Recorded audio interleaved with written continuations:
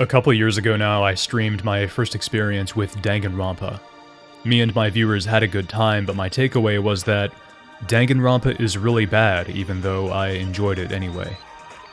I thought the story's premise was good enough to finish, but as far as the details, the execution of that premise, my opinion was that almost everything about Danganronpa was wrong. Most of what I had to say was clowning on Danganronpa, or just giving serious criticisms about its story and its gameplay. Recently, I wanted to make a video on it and I had an idea. Since I apparently can only manage to get a new game review out like once a year, I would do a short, simple video summarizing my thoughts on Danganronpa, mainly for my stream regulars. I already made such a video for Persona 3.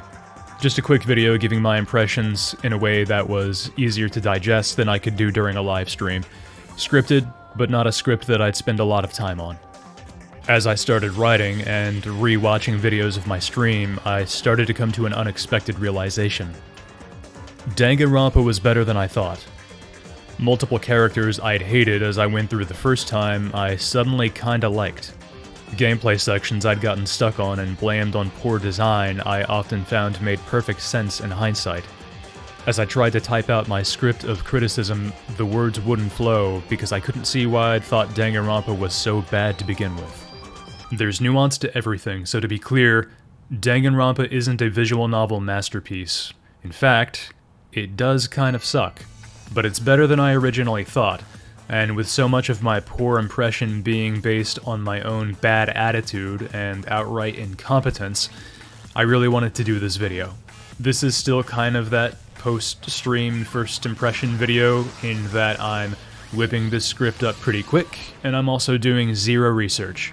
I haven't experienced any of the other Danganronpa titles, or any similar games like the Ace Attorney games, or even read a murder mystery novel. But I've really familiarized myself with Danganronpa 1 by now, so here are my thoughts on it, particularly as it relates to how I experienced it my first time. This video is only recommended to those who've read Danganronpa. It'll have spoilers and everything. But here's a summary just to recap. Danganronpa is a visual novel with gameplay, and it has quite a bit more emphasis on the game part than most visual novels I've played. The gameplay is kind of weird to explain all by itself, so I'll start with the story. A group of Japanese high school students, including the player character, show up at their new high school, Hope's Peak Academy. Soon they find that they're trapped inside, physically trapped in the building. They're being held by a villain who tells them that they will live the rest of their lives in the school, with their basic needs taken care of, yes, but they will be cut off from the outside world and killed if they break any of the school's regulations. Most important among those regulations is their one way out. A student will be allowed to leave if they kill another student without getting caught. If that student isn't found out, everyone else dies. Oh yeah, also, the villain is talking to them through a remote-controlled teddy bear. That's pretty goofy, but it's one of the more reasonable things in Danganronpa. A central element of DR is its varied cast of characters. Before you're even told that you're trapped in the school, the story has the protagonist introduce himself to each classmate. Hope's Peak Academy is an exclusive high school. Only gifted students who show potential to be among the world's best in various activities are admitted. Reading about this is the first sign of the story's absurdity. There are things you would expect, like a girl who is a gifted swimmer, or a girl who is an accomplished writer, but then there's Mondo, who is a celebrated biker gang leader.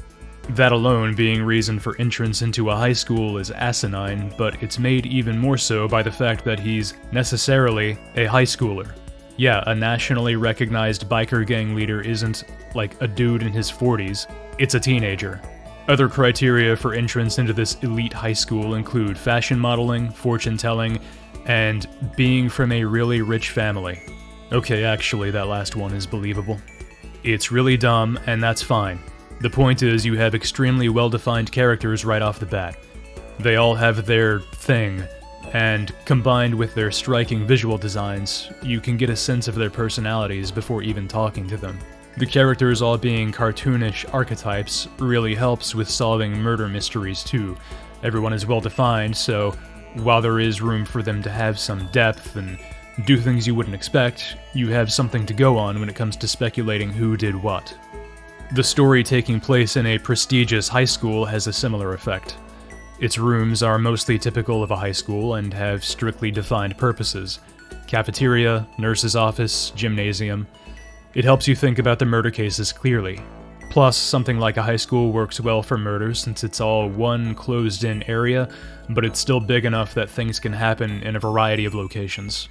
As for the villain, you get to know Monokuma over the course of the story, but from the beginning, it's made clear that he has total control over Hope's Peak Academy through a bunch of security cameras, machine gun turrets, and various other deadly weaponry hidden throughout the school.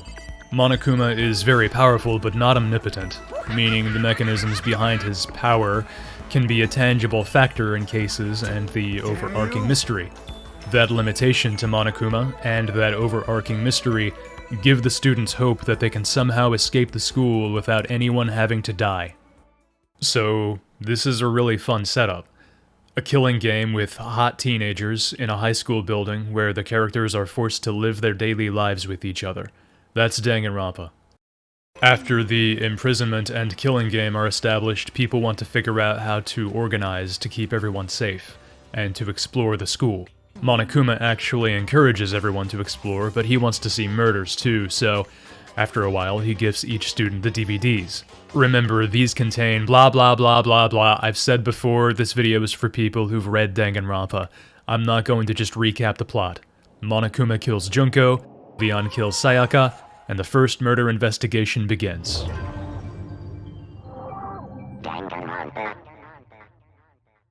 One reason I was too harsh on Danganronpa is because, after hearing the premise, I immediately assumed the story would have branching paths. I went in blind, so I didn't know. I even said that I hoped the game would allow the player to choose to kill other students themselves to try to win the game. At the very least, choosing certain dialogue options to try to prevent your favorite characters from dying is something I assumed I'd be able to do. Turns out, Danganronpa just isn't like that. It's a straightforward story, even more so than a typical romance VN. That's fine, but I was really excited for the writing I had in my head, so as I got a couple of hours in and realized it wasn't happening, that soured me a little. There's nothing wrong with Danganronpa just being a linear story, but the writing sometimes clashes with the times when the player is given a taste of choices to make, and that's exemplified by the investigation sections. This is where I'm going to start talking about the stuff I still think Danganronpa does wrong. During investigations, you physically walk throughout the school, choose who to talk to, what to look at, etc. A lot of times, the order you can find clues in is set. For example, being limited to checking out everything in the current room you're in without being able to leave, and so many times it's for stupid reasons. I should look around here first, I can check other spots later. What? You should look at the bathroom first, you complete moron. You try to go somewhere, and Makoto tells you, or tells himself internally, I guess, no, I should go do this other thing first. Even if many times it makes way more sense to do what you're trying to do first. In Chihiro's murder, once you've found a few clues, Byakuya tells you to come with him before you even have a chance to examine Chihiro's body. It feels so stupid. You're blatantly not done looking for clues yet, but the story drags you away. It's worse because it's the player character himself leaving of his own will. It's not like Byakuya physically forces him out of the room. It would have actually been fine if that had happened. That's the problem, not the linearity, but how it's framed. If the player is trying to do something reasonable and they're only prevented from it because the player character insists on being an idiot, it sucks. It makes investigations feel frustrating, and it's just bad writing for Makoto. It's a locker, it doesn't seem especially important right now, so I don't need to open it. Makoto, the depths of your stupidity continue to astound me. Okay, the absolute dumbest moment is not being able to check the hatch in the control room when you're there with Aoi. I feel like we should definitely check out more in here, such as whatever this is. No, we should look at the whole place. Then you leave the room, because it's the only thing the game will let you do, and it reveals that the mastermind was hiding in there. Whoa! As if the game outplayed you, even though definitely 100% of players will examine the hatch and wish that they could open it. Did you happen to check a certain suspicious hatch? Yes. Yes, Spike Chunsoft. As a matter of fact, I did. Thanks for asking. Of course, the hatch can't be opened from the outside anyway, so whatever.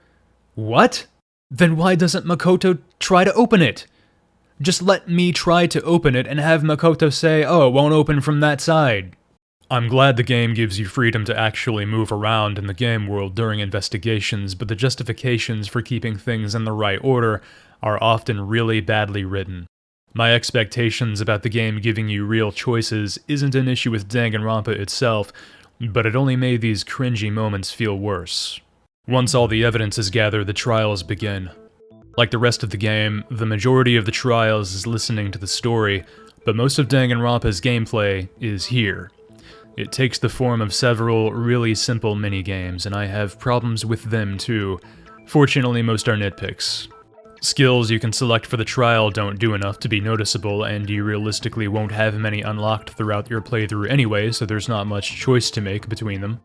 At the end of each trial, you get a grade, which is silly when most of Danganronpa's gameplay is just giving the right answers, with the shooting and rhythm gameplay being really shallow. Like, can you imagine replaying Danganronpa specifically to try to get a better grade? Even outside of trials, there's the purple words mechanic. It's introduced early and then almost never used, which is fine because it does nothing. It's just a way of framing certain lines of dialogue as being optional, except you still have to read all of them, so it doesn't matter. Pretty stupid. The only gameplay element that I really love is non-stop debates. For those of you who remember my reaction to them on my streams, yeah, that's a big change in attitude.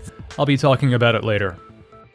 On the other hand, one gameplay section I truly hate is bullet time battles, the rhythm game bits. I feel like they are supposed to be the most important gameplay element. They represent a one-on-one duel of mental willpower, happening when you've presented your arguments and the suspect is backed into a corner, and they have the worst rhythm gameplay I have ever seen. To start with, the base level rhythm game is too simple. Tapping one of only 3 buttons with the beat is already pretty simple, but it's even simpler than that sounds since it doesn't really matter when you tap which one. The formula I settled on was tapping lock on 3 times, then fire once. I never paid attention to how many arguments there actually were on screen. 3 lock-ons, 1 fire. Having to reload didn't add any depth since you just do it when there's downtime. So since I wasn't really making a moment-to-moment choice of which button I should be tapping, it was essentially just tapping 1 button. Still, this isn't that bad, it's just shallow. As the game tries to ramp up the difficulty, the tempo will go up, which switches to a faster-paced song. At times, it will also make your beat timeline thing go invisible. That's fine, except the way these two overlap is awful. If the song changes while your timeline is covered up, you lose your point of reference for when to be following the beat. On top of this, when the game is switching songs, it doesn't do it immediately. There are like 5 seconds of just silence in that transition period, but as far as I can tell, your inputs still count for or against you. I'm at least 30% right! The occult is bullcrap! Show me the proof! Even when the songs are playing, listening to the music to determine the beat is a bit unreliable because there are way too many annoying sounds playing. Your lock-ons, your shots, your reloads, the explosions of arguments you miss, and the suspect keeps babbling the same few voice lines like 5 times per second. All this plays along with, and I would say over the music. With the audio settings at what I consider to be good volume balance for the rest of the game, the voices and sounds are mixed way too high compared to the music here. And the sounds themselves, regardless of their volume, are annoying. What's unforgivable, though, is that the music sucks. Danganronpa's soundtrack is really good, my favorite aspect of the game by far, but the few bad songs it has are all here in the bullet time battles.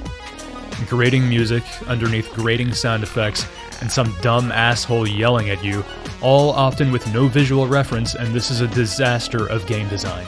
It gets worse though. It's probably sounded like I've been complaining about the rhythm game being too hard when it takes away your visual beats, but actually no, because you can just use this special power-up thing that I forgot what it's called. You don't run out of bullets when you activate it, meaning you can just spam your clicks, meaning you don't have to time your clicks to the beat at all. It lasts for a limited time, but so does your beat timeline blindness.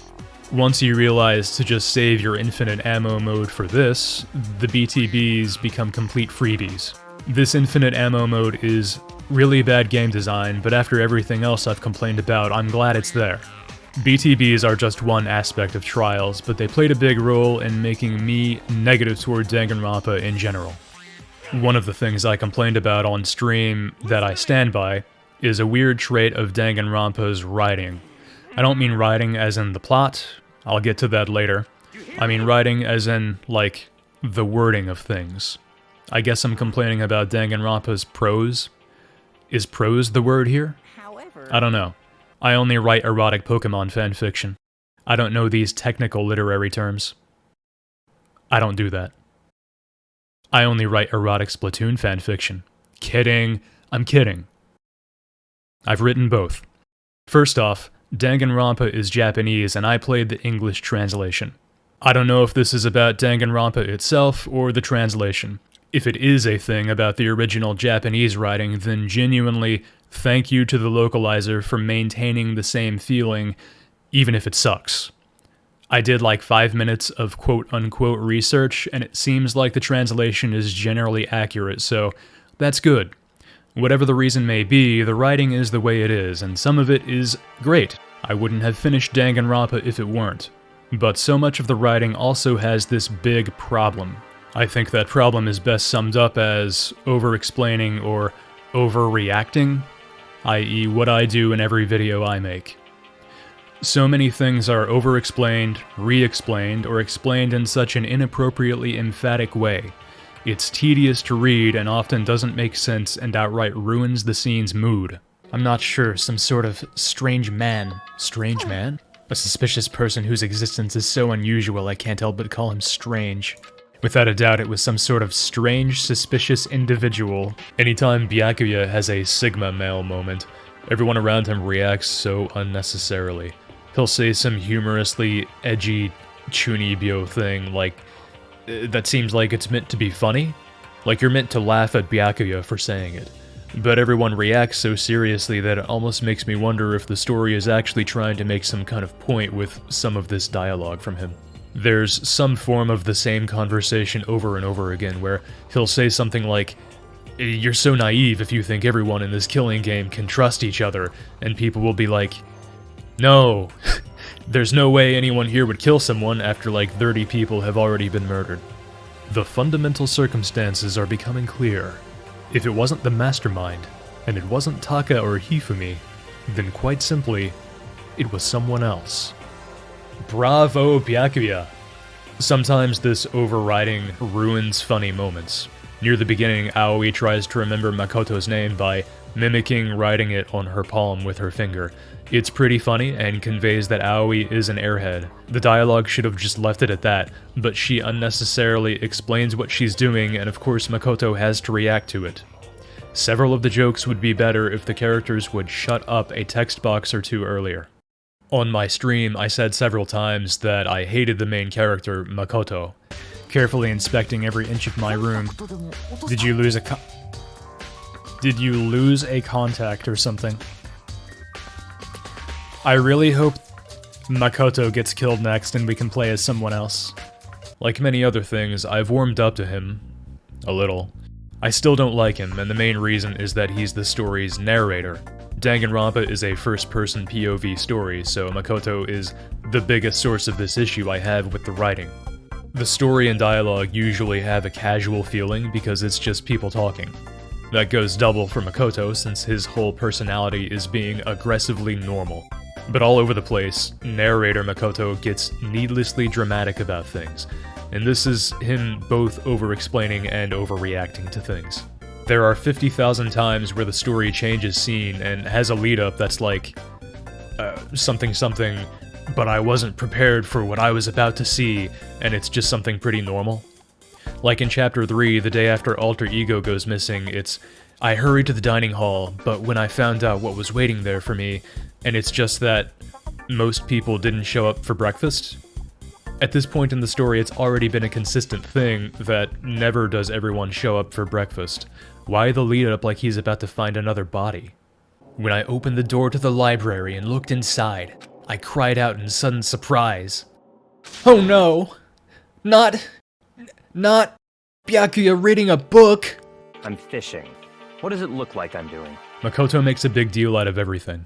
Not long after this, Celeste explains the idea of a zero-sum game, and Sakura is like, you mean like a kind of elimination match? And this whole conversation is stupid because it's not like anyone needs to be discussing the fundamental nature of the killing game Monokuma has set up. Why is Sakura responding like she just heard something insightful or informative? Deeper into that conversation, Byakuya goes, so, this game was designed from the beginning to force one of us to try and defeat all the others. And Makoto's like, that can't be what they had in mind, despite that, not only is it incredibly obvious that that's the point of the Hope's Peak killing game just from its design, but also Monokuma has explicitly stated multiple times that yes, that is the intention. Like, what the hell is Makoto even saying here? And why was Byakuya explaining this to begin with? Obviously, the big issue when the writing gets weird like this is how it impacts characterization and just the quality of the dialogue, but it's also simply a pain to read. It might bother me more than most people because I streamed the game and read all the unvoiced dialogue out loud, so any tedium in the writing had doubled the impact on me. Even if I hadn't, though, I'm a very inner voice-centric reader, as are many people. It gets exhausting reading about how shocked Makoto is by the current happenings for the 20th time, or to see a character once again ruin what could have been a good joke by explaining it. This video is getting long. Here are some issues with the plot. This first one doesn't matter, and I'm only mentioning it because it's funny. Alter Ego talks through his speakers, but everyone types to Alter Ego because the laptop he's on doesn't have a microphone. But when Makoto is hiding the laptop in his jacket, he tells Alter Ego, with his voice, to stay quiet so Monokuma won't hear him. Alter Ego also says Makoto handling him tickles. What? A big plot issue is everyone handling the killing game poorly. Like 4 of the main cast is supposed to be stupid, but really all but 2 of them end up seeming pretty dumb. And even those 2 have their moments that I'm about to mention. The 2 smartest characters go off on their own all the time, saying that they can't trust anyone, even though that's the opposite of what they should do, especially if they can't trust anyone. Everyone should stay together. Sticking together at all times completely solves Monokuma's killing game. At the very least, groups of 4 makes everyone very safe. The story doesn't have to change significantly to account for this. Just have someone bring the idea up, then Monokuma can appear and announce a new rule that would counteract this strategy. Still, the fact that people keep acting as if the exact opposite thing, going off on their own, is a good idea, is a big issue. Everyone is way too permissive of Toko and Byakuya. Toko, or rather Genocide Jill, is outed as an infamous serial killer. And she states that she's happy to be in Hope's Peak where she can be her murderous self. Byakuya brags about tampering with evidence in Chihiro's murder trial. He also states that he plans to kill someone at some point. No one ever brings up Byakuya's evidence tampering again, even though they should suspect him of it on every subsequent murder. This doesn't just make them all look dumb, but it makes Byakuya look dumb for doing this in the first place. He does it for no reason at all, by the way. Nobody thinks he and Toko should be dealt with somehow? Killing them isn't an option, but they could be tied up. That, too, would be problematic for the story, but again, someone could just suggest it, and then Monokuma could disallow students being imprisoned. Or everyone could just decide to not do it because it would be impractical having to take care of the prisoners. Toko needs a bath. Who wants to take her? Oh, nobody? Fine, I'll do it. It's my cross to bear. Nobody tries to carry any self-defense. This is even dumber because Sayaka encourages Makoto to take the gold sword for self-defense near the beginning, and then nobody thinks about arming themselves for the remainder of the story. Not even Byakuya or Kirigiri. Celeste's trial is awful because she acts as suspicious as possible. She's another character who's supposed to be smart, but the entire case makes her seem like an even bigger moron than Hiro, the comic relief character she tries to frame. It's understandable that not every single winning strategy would be enacted, since something fun about the story is a lot of the cast being dumb, impulsive teenagers who are being pushed to their wits' end. But it's a problem when Byakuya and Celeste are portrayed as Machiavellian geniuses and make obvious blunders that an idiot like me can see from the beginning. There are writing problems outside of just the characters unintentionally being incompetent, problems that affect the actual murder cases. I think the most obvious is the first trial's Leon puzzle. Yes, I know. I missed this. Look. I just wasn't paying attention to the actual graphic on the wall, okay? I was looking at the dialogue box. The dialogue called them numbers and mentioned I should mentally flip them, so I thought, okay, that's too much effort to visualize right now, so I'll think about it later when I need some numbers. Yes, it's embarrassing and I'm coping, but whether it's easy to figure out or not isn't the issue. The issue is how binary this clue is. You either see it as Leon or you don't. If you do, then you immediately know who the culprit is, and I imagine the remaining hour and a half of the chapter feels like a tedious formality. If you don't see it as Leon, then you'll just feel like a dumbass later when it gets brought up, which you are, and I am. There is no shame in being wrong. Nobody expects much from you anyway. In the best Danganronpa cases, you can have a good idea of what's going on and even how the trial is going to conclude, but there's enough room for doubt that you second-guess yourself up until the end. In the first trial, or Celeste's, where she may as well be holding a sign saying, "I'm the killer," it's a lot less engaging filling out the details during the trials. The biggest plot issue is Monokuma's motivation for the final trial. Really, Monokuma's motivation for everything, and the answer to the big mystery of the story, including Monokuma's real identity.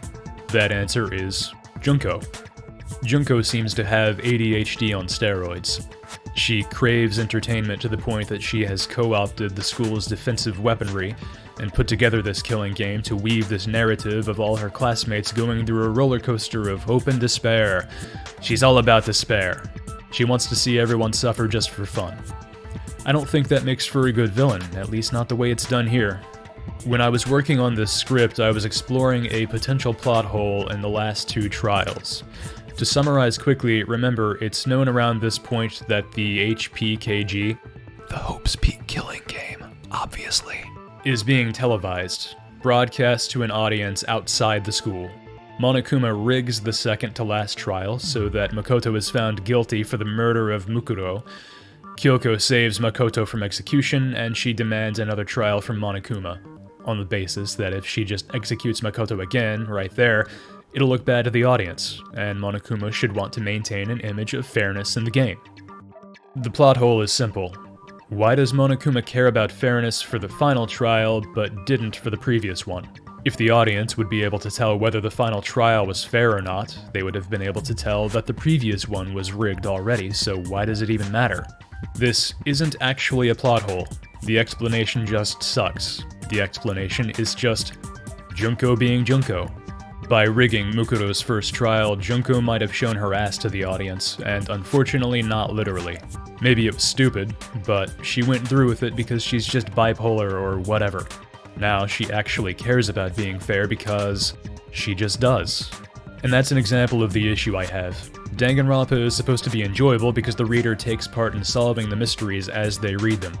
Monokuma, or Junko, gets rid of that appeal for the final trial and for the big mystery of Trigger Happy Havoc. That's because she's a wild card villain, a catch-all who usually adheres to logic and sense but sometimes doesn't. You can justify anything with her, meaning the clues leading up to the reveal don't have to make sense, which they don't. It's a big cop-out. The details of how Mukuro was killed twice doesn't make sense and is one of the most blatant examples of Monokuma breaking the rules to fool the reader. One could say, that's fine, Monokuma has already been shown to make up new rules on the fly whenever she feels like it, and yeah, it's consistent characterization. But when Monokuma is loose with the rules in the past, it enhances the experience. They actually help the reader solve the current mystery. And even if you can't quite predict exactly how things happened in those cases up until the end, the big twists make it so that things make sense in hindsight. With Junko, though, the big answer to everything is basically, just cause. I'm Junko. I'm weird and quirky and, despair, LMAO. A bad ending doesn't kill an experience for me, but so much of Danganronpa builds up to this, and it's a letdown. Junko did it all because my despair. We have been waiting. Shut up. What a waste of a masterpiece of character visual design.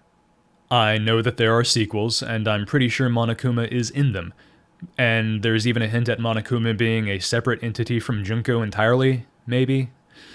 Maybe this aspect of Danganronpa will redeem itself. Right now, I'm just talking about the first entry as I have experienced it. That's pretty much what I have to say about criticizing the plot. I originally disliked more of it than I do now. A lot of what I thought were plot holes I realized there were explanations for. That's my fault. So it's time to stop being negative toward Danganronpa and be negative towards myself.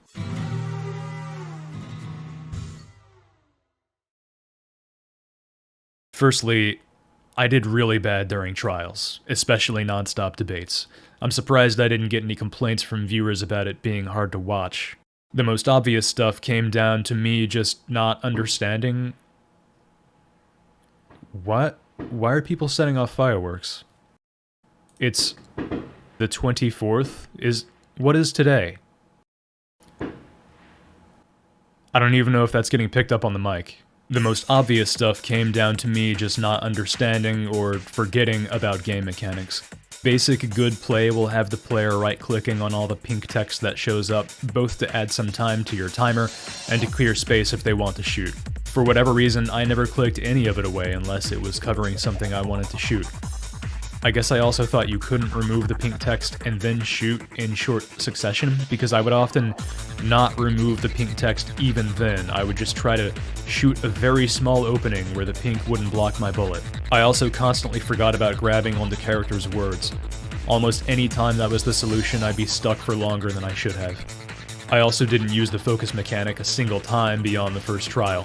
I'm going to cope and say that the fact that I got through trials while making them harder for myself that way just shows my skill, especially because I was playing on both hard difficulties.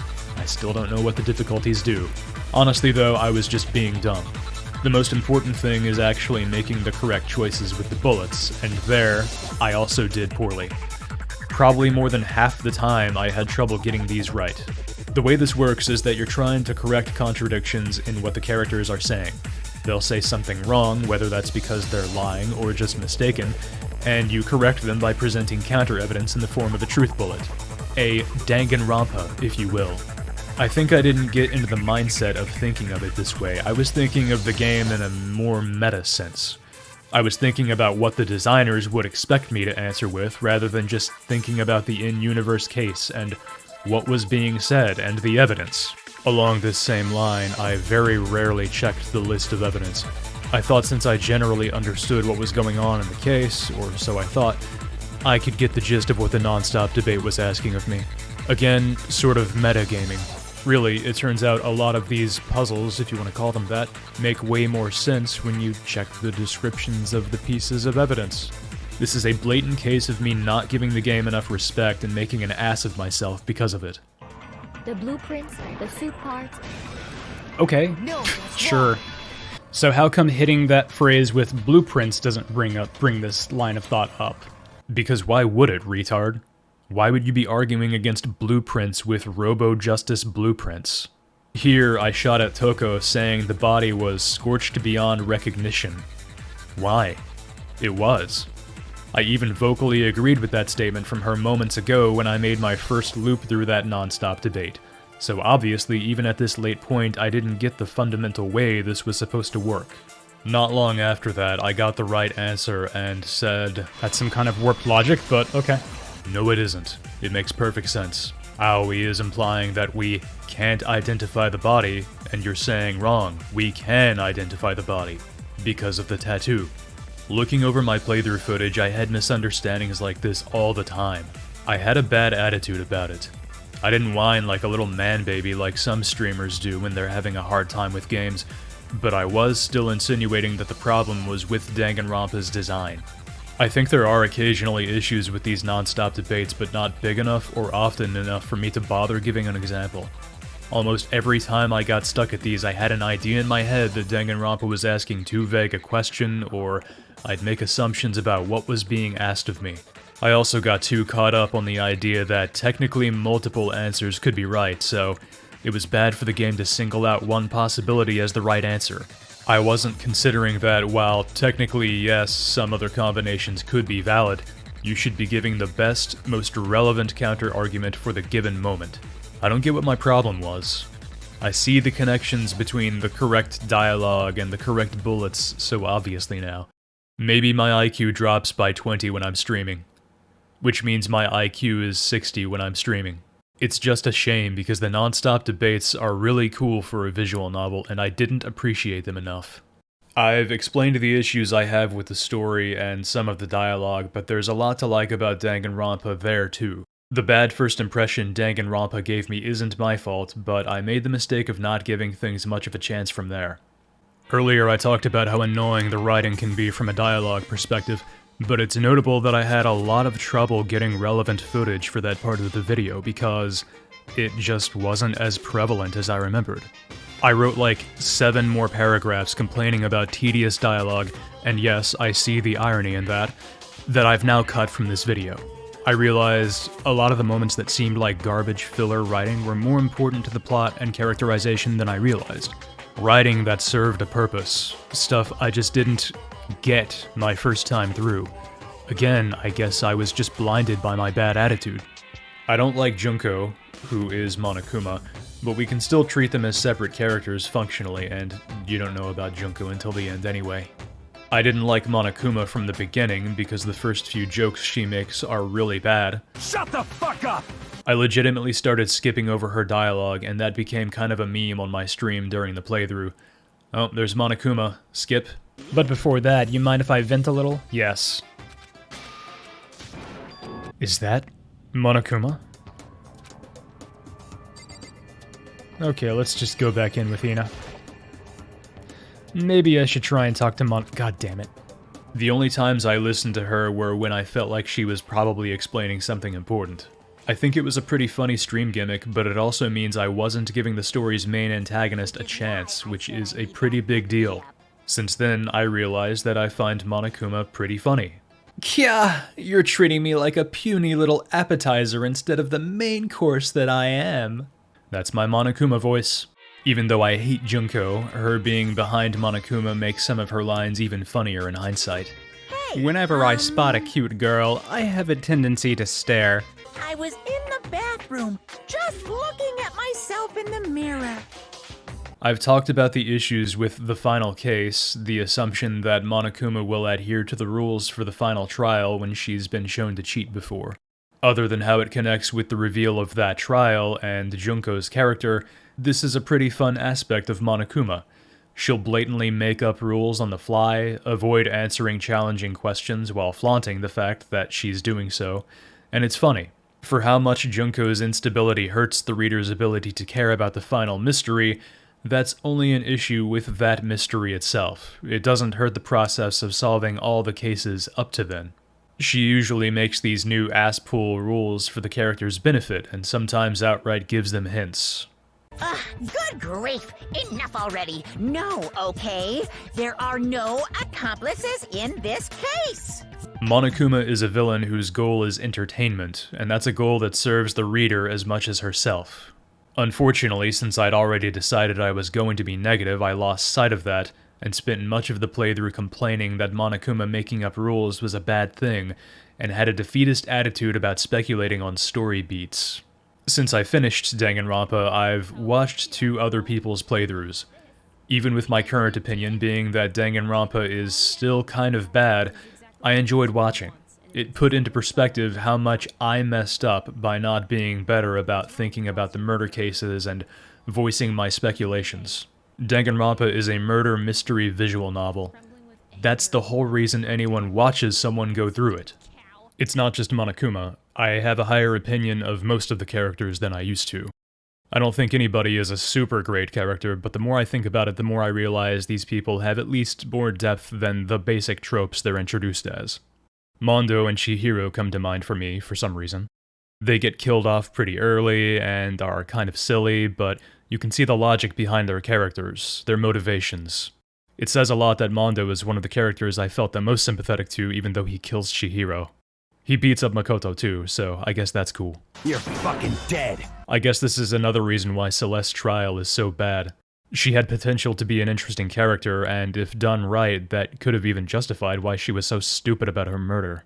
But her inner depth and motivations were thrown out the window, because I guess they got bored of writing her at the very end. Wait, no. I'm supposed to be positive right now. As bad as some of the plot points involving Byakuya are, he's a fun guy to have around too. While I think some of his INTJ moments are not intentional, I think most of them are, and that makes him entertaining. I always love characters who are justifiably arrogant, but still not as smart as they think they are. I genuinely enjoyed Sakura's trial when Makoto and Kirigiri finally humble him. I also really hated Taka because I'm extremely anti-authoritarian and he's a Japanese Nazi. Now that I've settled down, I realize some Nazis are okay. He's actually a rare instance of a character archetype I've enjoyed before. I don't know what you'd call it. An authoritarian with a heart of gold? He's a goody two-shoes who takes following the law, rules, and social norms very seriously, but not for the same reasons as most people who are that way, i.e. because they're either golems incapable of critical thought or outright malicious. He, in his cartoonish innocence, believes there's actual value in such things. Like the few other characters I've seen like this, he shows virtue in genuinely caring about the well-being of others and showing a lot of self-discipline. Okay then, everyone close your eyes, and whoever did it, raise your hand! This is one of the funniest jokes in human history, and I would have recognized this the first time if I'd given him a chance. This is one of the biggest appeals of Danganronpa to me. The dialogue is just funny. A lot of the lines in the game are delivered so well, and they nail most of the jokes. Does no one have any other thoughts or questions? It does not matter how trivial they may seem. Oh, as a matter of fact, I do have one question. Oh, you... Maybe she washed her hands after she escaped into the bathroom. Sorry, but I don't think so. Why do you say that? Is it because you think I'm ugly? There are several cute girls, and that was always something I liked. For that reason, plus more substantial reasons, I promise, Kirigiri and Aoi are just a pleasure to have on screen. Aoi's airheadedness never gets annoying, quite the opposite, she's probably the funniest character to me. Oh man! I've totally seen people do that on detective shows. When I saw that, I was like, holy crap! I better make sure I rip the paper out before I use it from now on. This is kind of a stereotypical YouTube game reviewer point to make, but the daily life sections are a nice touch in a story about a bunch of characters you're supposed to like dying horribly. These kind of positive moments, when you get to know a character more deeply, probably make their deaths feel more impactful. I say probably because I just kept trying to date the 3 girls who ended up surviving to the end. Everyone else has some kind of, at least surface level, appeal that I get now. The more I've thought about them, the more I've come to like them all. Not Hifumi. The murder cases themselves can be a lot of fun too. At least 3 of them kind of suck, due to the issues I've already mentioned. But even in those ones, there's some appeal. Like even the first trial, with its big Leon problem. I think it's pretty good as an intro chapter. The dynamic between Makoto and Sayaka is nice, and actually shows some depth to Makoto. He's plain, but he's not just an everyman. He's more pathetic than that. He gets taken for a ride by this cute girl, and I guess the hope is that the player will too. Personally, I was suspicious of her from the start, but that's okay because the point is to get you thinking about all the possibilities. For an introductory case, it would be fine if it were just, Sayaka gets killed by Leon because Leon wants to escape Hope's Peak. Leon being the culprit will be obvious to anyone who recognizes his name, which is a shame, but what really matters is that Sayaka was the one with murderous intent. She tried to murder Leon and frame Makoto for that murder, but then Leon fought her off and killed her in retaliation. When this is all laid out, Makoto and the reader see that these murder cases are never going to be straightforward, and also learn just how brutal the rules of the killing game are. Leon killed someone and got found out. It doesn't matter if Sayaka started it. I like how dedicated Danganronpa is to giving every case a big twist. My favorite case is probably Sakura's suicide, in which the story plays with your expectations of what it means for a student to die, without becoming retarded like the Mukuro case does. I'm not going to detail all the cases, this video was supposed to be short. One last thing about them is that the relatively grounded nature of each murder's details is cool when put against the craziness of the characters and executions. Leon starts the incinerator by throwing a crystal ball at it, which he can aim well because he's a baseball player. Hifumi fakes his own death using blood bags from the nurse's office, then wipes his glasses clean, which becomes evidence. Pieces of evidence are things like a dolly, a tarp, a lint roller. It's important that, even though many things about Danganronpa's story are cartoonish, the details of the murders are realistic. If they were as lacking in realism as Hiro's hair, speculating about how the murders happened would be pointless. I mean, I guess I'm talking about basic murder mystery stuff there, but it's important to point out that Danganronpa does that right. Something I appreciated from the beginning is that Danganronpa looks cool. The striking visuals add a huge appeal to the experience. Even the UI of Danganronpa is really stylish. These shots of the elevator before each trial are awesome since this perspective gives you a good sense of each student taking up space. At the start, the elevator seems crowded. Later on, after many people have died, the empty space is, like, depressing. The portraits of the deceased during trials has a similar effect. Everyone's 2D portraits appearing in the 3D environments give things a pop-up book kind of feeling. I think that goes along with Danganronpa being a mix of literature, visuals, and sort of interactive gameplay. I think of visual novels as essentially books in the form of interactive software, and Danganronpa's blend of various elements is the potential of VNs taken to an extreme. Many visual novels leverage their medium by having branching story paths, like choose-your-own-adventure books. Danganronpa shows a cool way to do linear stories. Intersperse the normal reading with all kinds of alternate modes. Investigations, free time, an optional dating sim type thing where you can learn more about the characters, token hunting. Really just moving freely throughout the school is cool to me, even if the content isn't that substantial. Even the little minigames during trials are nice, other than bullet time battles, of course. They're all shallow, like, if stuff like Hangman's Gambit had a bit more depth to it, it would be an improvement. As they are though, the minigames simply being there makes the story a bit more interesting to go through. The non-stop debates are the standout feature in this regard, and this is why I alluded to liking them so much earlier. I think they're an ideal form of gameplay for the climactic moments of a visual novel. As a murder mystery VN, Danganronpa is a lot of reading and listening to a story that's complex and intentionally confusing. So what's the most fitting kind of gameplay? Something that tests your grasp of the story. Have you been paying attention? Do you remember all the details? Were you able to connect the dots and read between the lines? If so, you should be able to nail non-stop debates. This is why I care enough to do this video about a work that I'd overall rate like a 6 out of 10. The format is a really cool idea, and the execution when it comes to the non-stop debates specifically is good. It's too bad I'm only seeing that in hindsight. That's about all I have to say. There it is. Danganronpa. Trigger Happy Havoc. A killing game murder mystery with cool presentation, an engaging story, fun characters, funny dialogue, consistently wild twists, and a gameplay mode that's among the most fitting I've seen for a visual novel, non-stop debates. All of it is interspersed with a variety of other little gameplay modes that create good pacing. The premise works for me, and Danganronpa does a good job on the fundamentals of that premise. The details are where there are issues, and in some cases they're real bad. The gameplay can be annoying. The plot is sometimes holy enough to make you question if thinking about the story's mysteries is even worth it. Occasionally the dialogue is outright unpleasant to read. Still, there's a lot to like, and taking a look back, I like more of it than I originally did.